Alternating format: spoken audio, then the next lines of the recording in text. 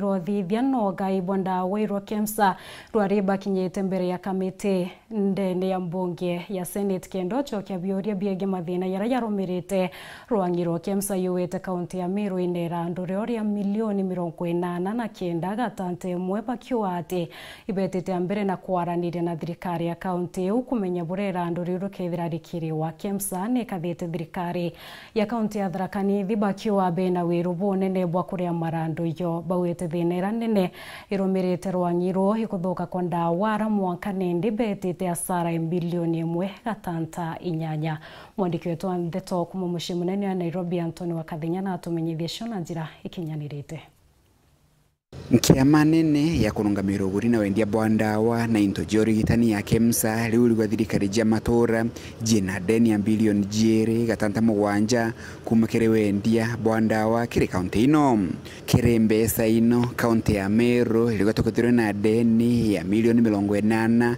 na kenda ile itendeye kire nkiameno kaunti ya THARAKANITHI na akigotakothirwe na deni ya milioni 80 na inyanya kaunti ya THARAKANITHI bado kigota kwa taimea kaunti ile jithire tujina ngwataniro BWEGA na Kemsa kilogori na wendia bwandawa ino. Chair, as of yesterday was 2.7 billion Kenya shillings. But Chair, this being a revolving fund, because we run a revolving fund, account will pay what they owe today and get goods tomorrow. So you cannot say absolutely we will have no debts with the counties because they will pay and pick.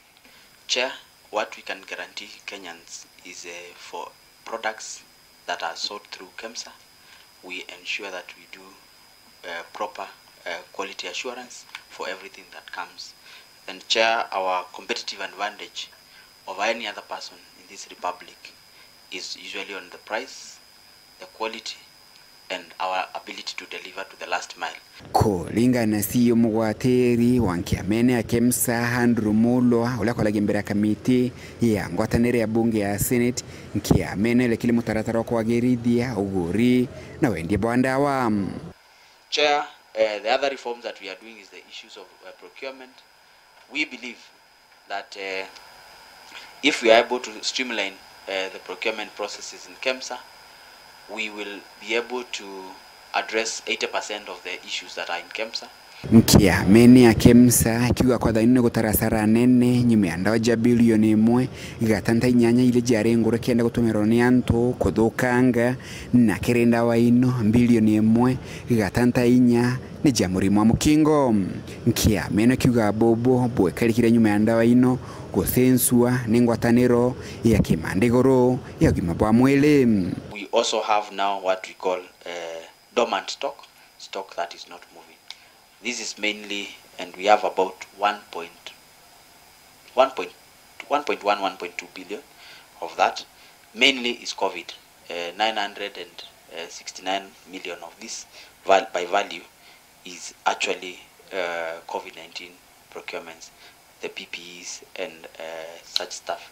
The rider question from the chair is, why was it imported in the first place? Because at the time we did not know that there would be a switch, so it was imported with the intention to cover the country. We usually buy drugs to cover the country for at any one point to have stocks for 9 months. Kuma mji munene Nairobi Beta Anthony Rangi Wakathinya.